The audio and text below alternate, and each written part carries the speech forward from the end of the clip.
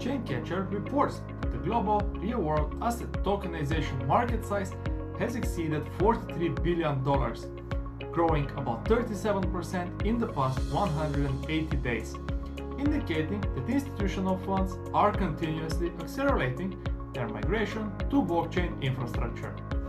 The report notes that this growth has occurred against the backdrop of a relatively weak overall crypto market, with the expansion of on-chain financial assets primarily driven by traditional financial products being tokenized, covering a variety of assets including funds, private credit, commodities, and stocks.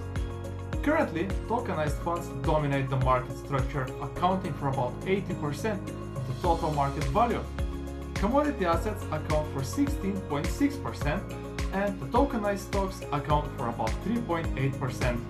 In terms of chain distribution, Ethereum remains the core hosting network, accounting for 57.8%, while BNB Chain, ZK Sync, Era, XRP Ledger, and Stellar are gradually expanding their shares.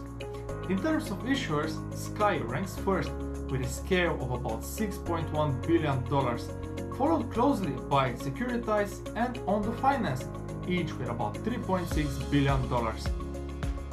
On the institutional side, banks such as Standard Chartered and Citigroup have recently released reports optimistic about the long-term growth path of tokenized assets.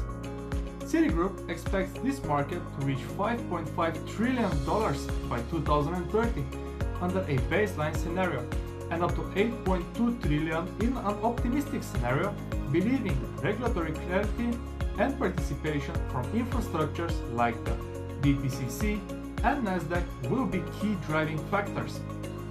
Analysis suggests that RWA tokenization is evolving from an early structure mainly focused on government bonds to a diversified yield asset system.